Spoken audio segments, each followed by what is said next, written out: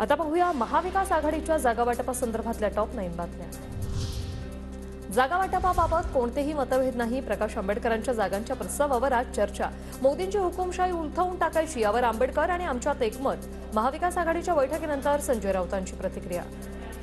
आंबेडकरांच्या एका गोष्टीवर पूर्ण समाधान आहे, ते म्हणजे महाराष्ट्रातून आणि देशातून आपण सगळ्यांनी एकत्रितपणे मोदींची हुकुमशाही उलथवून टाकायची। महाविकास आघाडीच्या बैठकीमध्ये शरद पवारांशेजारीच प्रकाश आंबेडकरांची खुर्ची। पुढच्या बैठकीत सर्व गोष्टी ठरतील। प्रकाश आंबेडकरांची प्रतिक्रिया। नेक्स्ट मीटिंग मध्ये सगळ्या गोष्टी ठरतील असं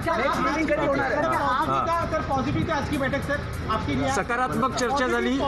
माझ्या चेहऱ्यावरनं तुम्हाला काय दिसते? ठाकरे गट 23, काँग्रेस 15 तर शरद पवार गटाला 10 जागा मिळणार। सूत्रांची माहिती। 23-15-10च्या फॉर्म्युलावर मवियामध्ये शिक्कामोर्तब होण्याची शक्यता, तर वंचितला 4 ते 5 जागा मिळण्याचा अंदाज। मवियाचा वंचितला 3 जागांचा प्रस्ताव। वंचितला काँग्रेस 1, ठाकरे गट 1 जागा देणार असल्याची सूत्रांची माहिती, तर वंचितला आल्यास 23-15-10चा मवियाचा फॉर्म्युला सूत्र। भाजपला मदत होईल असं कोणतंही काम प्रकाश आंबेडकर करणार नाही। ते मविया सोबत ठामपणे उभे राहणार। वंचित मविया आघाडीवरून संजय राऊतांचं वक्तव्य। प्रकाश आंबेडकर या महाराष्ट्राच्या मातीतला डॉक्टर आंबेडकरांचा वारसदार आहे आणि ते ठामपणे मोदींची हुकुमशाही गाडण्यासाठी आमच्याबरोबर उभे राहतात। भारतीय जनता पक्षाला प्रत्यक्ष मदत होईल असं कोणतंही काम त्यांच्याकडनं होणार नाही, आम्हाला पूर्ण खात्री। काँग्रेसचे नेते बाळासाहेब थोरात यांनी घेतली प्रकाश आंबेडकरांची भेट। चहापानासाठी भेटलो, पण राजकीय व्यक्ती भेटल्यावर राजकीय चर्चा होणारच, थोरातांचं वक्तव्य।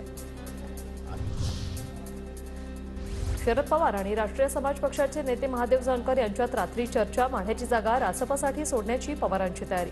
2 दिवसात अधिकृत निर्णय होणार। जानकर महाविकास आघाडीत येणार, सूत्रांची माहिती। लोकसभेच्या 20 जागा लढण्याची तयारी ठेवण्याचे कार्यकर्त्यांना आदेश। नाना पटोले यांची माहिती। काँग्रेसमध्ये लोकशाही पद्धतीनेच जागा वाटप होतं, पटोलेंचं वक्तव्य।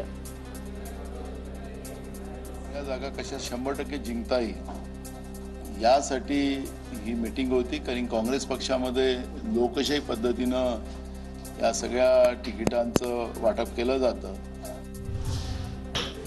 महाविकास आघाडीतील 3 पक्षात जागा वाटपावरून वाद सुरू। 10 जागांवर काँग्रेस आणि ठाकरे गट, तर 5 जागांवर काँग्रेस, ठाकरे गट आणि पवार गटात वाद।